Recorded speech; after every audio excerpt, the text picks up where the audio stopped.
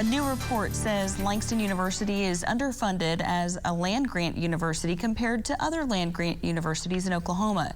Who has the power to change this and what needs to be done to see that change is coming up with Scott Mitchell, who has more on segment 2 of Your Vote Counts. And welcome back. You know, when we're talking about Langston University, they got a gift from Griffin Communications. They've got the old station, all right? And so a lot of people were talking about that. But this week, a report says Langston is underfunded. I got a couple of questions for you.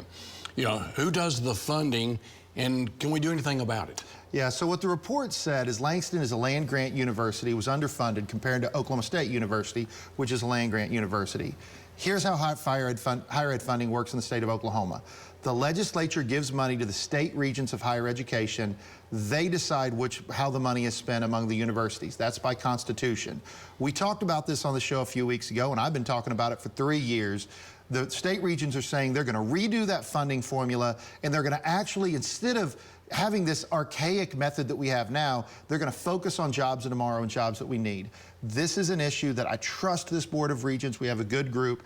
They can look at how do we make this right inside this funding for Langston. On the higher ed, on the legislature, we need to continue to give money to higher ed, focusing on the jobs tomorrow, and we can do some stuff on this Langston issue. All right, now we'll turn to our higher ed person, Dr. Dunnington. The legislature gives the money that regents have spent it around the different colleges and universities in the state. What do you think needs to be done? Well, this isn't a small amount of money. It actually came out from the feds that showed that we had underfunded Langston University to a tune of about $419 million over the past 30 years. There was a press release out this week from Dr. George Young and from Representative Jason Lowe talking about the importance of historic black colleges. And we have the only one, I believe, west of the Mississippi in Langston University.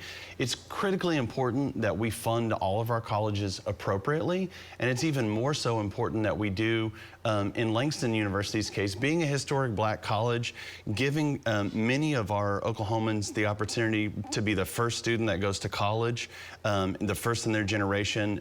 How that helps their family is incredibly important, and we need to make sure to make this wrong right. Okay, now speaking of doctors, Mr. Dunnington, Oklahoma lost a champion for children, pediatrician, maybe the most high-profile pediatrician in Oklahoma. Dr. Dwight Sublett passed away last week unexpectedly. His fight was about telling the public and policymakers about the real problems we have with health care in children and just children in general here in Oklahoma. Your thoughts about him and your thoughts about that topic of kids in Oklahoma?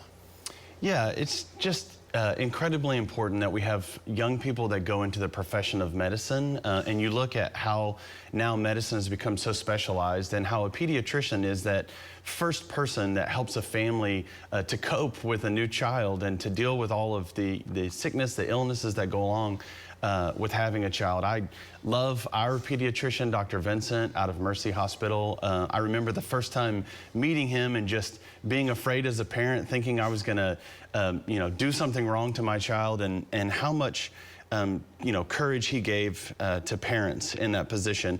I just think that's so important in this role as pediatrician. Obviously, it's a huge loss for medicine, a huge loss for the state of Oklahoma. John, you know, Dr. Sublett is one of those people that talked about these things, even sometimes when they were uncomfortable. But we've got a lot of work to do in Oklahoma about the health care of our children and children overall.